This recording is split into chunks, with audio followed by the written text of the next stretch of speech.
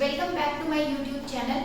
आइए इस molecular biology की जो बेसिक्स की सीरीज हमने स्टार्ट की है उसके अंदर आज हम अपने बेसिक्स को थोड़ा और मजबूत करते हुए कुछ और टॉपिक्स को समझते हैं। तो मेनली इस वीडियो के अंदर मैं आपको दो नॉन कोवेलेंट फोर्सेस जो है उनके बारे में समझाने वाली हूँ। क्लियर है? पहले की वीडियोस में हमने मॉलिक्यूल के बारे में बात की है। अगर आपने वो वीडियो अभी तक नहीं देखा है तो मैं आपको सजेस्ट करूंगी आप पहले के वीडियोस जो है वो पहले आप कंटिन्यू में देख के देन इसके बाद इसके ऊपर आए, और अगर वैसे डायरेक्टली इसको देख रहे हैं तब भी हमको कोई प्रॉब्लम उसमें नहीं होगी। अगर मैं बात करूं मॉलिक्यूल्स की तो मैंने लास्ट वीडियो में आपको बताया था कि एटम्स प्लस कोवेलेंट बॉन्ड, इसी को हम कहते हैं मॉलिक्यूल। जैसे फॉर एग्जांपल हमने लास्ट वीडियो में इसका एक एग्जांपल भी बनाया था, H2O को हमने बनाया था। तो ये एक एटम और प्लस एटम, और ये कौन से बॉन्ड से आपके जुड़े हुए हैं? कोवेलेंट बॉन्ड जो है उससे जुड़े हुए हैं। तो अगर एटम कोवेलेंट बॉन्ड से आपके अटैच होते हैं तो अब हम उसको कहते हैं मॉलिक्यूल। अब हम बात कर रहे हैं, ये तो एक मॉलिक्यूल था, अब हम बात कर रहे हैं नॉन कोवेलेंट फोर्सेस के बारे में, जो कि एक मॉलिक्यूल और दूसरा मॉलिक्यूल जब होगा उनके बीच में इंटरेक्शन होता है। यहाँ पे देखिए हमने लिखा भी है non covalent forces. Non covalent forces का मतलब होता है बिटवीन टू और more than two molecules. Molecule का मतलब हो गया ये चीज आपके हाइड्रोजन, हाइड्रोजन, ऑक्सीजन, ठीक है, एक वाटर मॉलिक्यूल है, इसके साथ मैं एक और वाटर मॉलिक्यूल यहाँ पे बनाने वाली हूँ। अब इसके अंदर इन दोनों में जो इंटरेक्शन होने वाला है, एक मॉलिक्यूल ये हो गया, दूसरा मॉलिक्यूल ये है, अब जो इनका इंटरेक्शन है इनको हम कह रहे हैं नॉन कोवेलेंट फोर्सेस। और इससे आपके जो चीज आपके अराइज होती है दैट इज मैटर। हम उसी चीज को क्या बोलते हैं? मैटर बोलते हैं। हमने क्लियरली बोला था, पहले भी हमने ये बोला है, मॉलिक्यूल की कोई स्टेट नहीं होती, ठीक है, लेकिन अब ये जो मैटर होगा इसमें हम स्टेट की बात करेंगे। तो नॉन कोवेलेंट फोर्सेस हैं जो कि आपके किसके बीच में होते हैं? एक मॉलिक्यूल इधर, एक मॉलिक्यूल इधर। आपके मॉलिक्यूल्स के बीच में, डिफरेंट मॉलिक्यूल्स के बीच में जो इंटरेक्शंस होते हैं उनको हम कहते हैं नॉन कोवेलेंट फोर्सेस। और ये किस चीज को आपके अराइज करते हैं? दैट इज, इससे आपका रिजल्टेंट जो होता है वो होता है आपका क्या? मैटर, ठीक है। अब बहुत सारे टाइप के नॉन कोवेलेंट फोर्सेस हैं। मेनली हमको मॉलिक्यूलर बायोलॉजी जो है उसको समझने के लिए मैं चार चीजों की बात करूंगी। तो इस वीडियो के अंदर हम पहले इन दोनों को देखेंगे, फिर नेक्स्ट वीडियो में हम इन दोनों को डील करेंगे, ठीक है। नंबर वन कोवेलेंट बॉन्ड, ये नॉन कोवेलेंट फोर्स जो है इसकी अगर हम बात करें तो आयनिक या इलेक्ट्रोस्टैटिक बॉन्ड। आयनिक बॉन्ड या इलेक्ट्रोस्टैटिक बॉन्ड क्या होते हैं? जो आपके ऑपोजिट चार्जेस के बीच में इंटरेक्शन होता है। फॉर एग्जांपल मैं बना रही हूँ यहाँ पे पॉजिटिव चार्ज है, ठीक है, और उसके बाद में यहाँ पे किसी मॉलिक्यूल के अंदर नेगेटिव चार्ज है, तो ऑब्वियसली पॉजिटिव नेगेटिव जो है वो बिल्कुल ऑपोजिट चार्ज है, तो फिर एक दूसरे के लिए अट्रैक्ट होंगे। तो इनके बीच में ये जो इंटरेक्शन होंगे ये कौन से बॉन्ड कहलाते हैं? ये है आपके आयनिक और इलेक्ट्रोस्टैटिक फोर्स, ठीक है।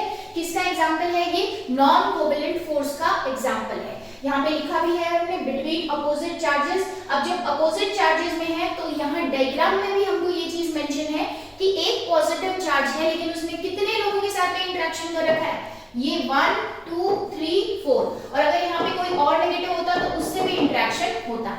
तो इसकी एक अच्छी बात कह लो या एक प्रॉपर्टी कह लो कि ये आपके जो आयनिक और इलेक्ट्रोस्टैटिक फोर्सेस होते हैं या इंटरेक्शंस होते हैं इसमें एक ही टाइम में बहुत सारे बॉन्ड आपके बनते जाते हैं। अब नो डाउट जो आपके सबसे पास में होगा, नियरेस्ट बॉन्ड जिससे बनेगा, ठीक है, नियरेस्ट इंटरेक्शन जिससे होगा वहां पे ये स्ट्रॉन्ग होगा, और कोई बहुत दूर है तो उसका इंटरेक्शन जो है वो वीक होता जाएगा। जैसे डिस्टेंस बढ़ेगी तो बॉन्ड जो है वो क्या होगा? वीक होता जाएगा, और डिस्टेंस कम है दोनों के बीच में तो ये बॉन्ड क्या होते जाएंगे? स्ट्रॉन्ग होते जाएंगे। एंड देन डिफरेंस यहाँ पे मैंने एक चीज लिखी है 2.8 एंगस्ट्रॉम। इसको मैं थोड़ी सी देर बाद में समझाऊंगी कि इतना डिस्टेंस के ऊपर ये जो है स्टेबल रहता है या हाइड्रोजन बॉन्ड ज्यादा स्टेबल रहता है, कौन रहता है, ठीक है।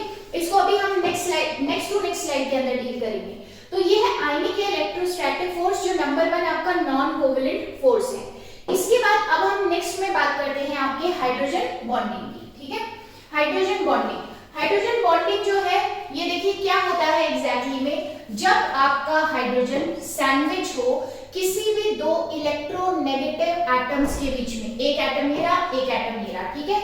When hydrogen is sandwich between two highly electronegative atom, तब आपके बनता है रिजल्टेंट क्या होता है? Hydrogen bond. तब रिजल्टेंट क्या होता है आपका? Hydrogen bond. तो यहाँ हमने डायग्राम के अंदर मेंशन कर रखा है साफ साफ मुझे दिखाई दे रहा है, ये देखो इलेक्ट्रोनेगेटिव है, इलेक्ट्रोनेगेटिव है, ठीक है। इसके बीच में फंस गया अब आपका हाइड्रोजन, फंस गया तो अब कौन सा बॉन्ड बनाना पड़ेगा इसको, हाइड्रोजन बॉन्ड। इसके बाद अगर हम बात करें कुछ मिनिमम डिस्टेंस इसके लिए चाहिए हाइड्रोजन बॉन्ड बनाने के लिए, और वो है आपका 2.8 एंगस्ट्रॉम।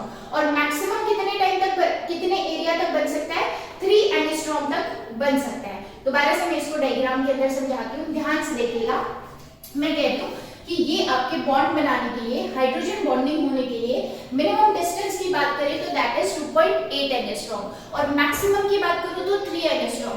3 एंगस्ट्रॉम से ज्यादा डिफरेंस जहां पे आया, डिस्टेंस ज्यादा जहां पे आई, तो वहां पे आपका ये क्या हो जाएगा, ये बॉन्ड आपके वीक हो जाएगा, या फिर ये बनने नहीं वाला, ये इंटरेक्शन होने ही नहीं वाला। तो ये था आपका सेकेंड हाइड्रोजन बॉन्ड। जब हाइड्रोजन सैंडविच होगा किसके बीच में, दो हाईली इलेक्ट्रोनेगेटिव एटम के बीच में।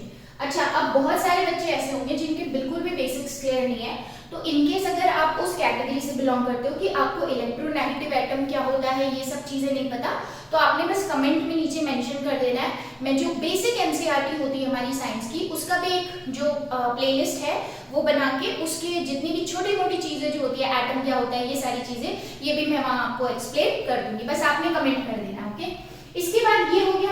अब देखो यहाँ पे हमने मेंशन किया है stronger than electrostatic at 2.8 angstrom, ठीक है। ये भी 2.8 एंगस्ट्रॉम, एक मॉलिक्यूल दूसरा मॉलिक्यूल, उनके बीच में इतनी डिस्टेंस है, तो ये भी बन रहा है, हाइड्रोजन बॉन्डिंग भी हो सकती है, इलेक्ट्रोस्टैटिक बॉन्डिंग भी हो सकती है। लेकिन जब मैं बात कर रही हूँ दोनों 2.8 एंगस्ट्रॉम पे बने हुए हैं, तो आपके कौन स्ट्रॉन्ग होगा, आपके स्ट्रॉन्ग होगा हाइड्रोजन बॉन्डिंग। क्यों स्ट्रॉन्ग होगा, क्योंकि जब आप आयनिक बॉन्ड या इलेक्ट्रोस्टैटिक बॉन्ड की बात कर रहे हो, तो वहां पे जब पॉजिटिव नेगेटिव बिल्कुल पास पास में अट्रैक्ट होके आ रहे हैं, वो एक डिस्टेंस के बाद में बहुत ज्यादा क्लोज नहीं आ पाएंगे, क्योंकि न्यूक्लियस न्यूक्लियस रिपल्शन होगा, इलेक्ट्रॉन इलेक्ट्रॉन एक दूसरे को मतलब दूर भगा रहे, जो सिमिलर चार्ज रखते हैं वो भी तो एक दूसरे को दूर भगाएंगे, तो न्यूक्लियस न्यूक्लियस में रिपल्शन होगा, इलेक्ट्रॉन इलेक्ट्रॉन में रिपल्शन होगा। जबकि अगर हम यहाँ पे बात करें आपके, दैट इज, एक बार को जान दीजिए, हाइड्रोजन बॉन्ड की, तो यहाँ पे रिपल्शन होता है सिर्फ और सिर्फ न्यूक्लियस न्यूक्लियस का। तो कौन ज्यादा स्ट्रॉन्गर होगा इन दोनों से, कौन सी डिस्टेंस पे बात की है मैंने, 2.8 एंगस्ट्रॉम के ऊपर, तो वो होगा आपका हाइड्रोजन बॉन्ड। तो ये थे दो इंटरेक्शन जो हमको मॉलिक्यूलर बायोलॉजी के रेप्लिकेशन, ट्रांसक्रिप्शन, ट्रांसलेशन वहां तक पहुंचने में बहुत हेल्प करेंगे। एडवांस बायोलॉजी जो मॉलिक्यूलर बायोलॉजी है उसका कोर्स भी अभी हम जल्दी ही शुरू करने वाले हैं, तो जितना जल्दी हो सके आप अपने बेसिक्स जो है वो क्लियर करते जाइए। इससे नेक्स्ट वीडियो में हम मिलते हैं, देन उसके बाद में हम जो बाकी के दो हैं वॉन डर वाल इंटरेक्शंस जो है और हाइड्रोफोबिक इंटरेक्शन जो है उसको भी डिस्कस करेंगे। Thank you so much. और अगर आपको ये वीडियो यूजफुल लग रहे हैं और आपके काम आ रहे हैं, तो प्लीज चैनल को लाइक शेयर सब्सक्राइब जरूर कीजिएगा। Thank you.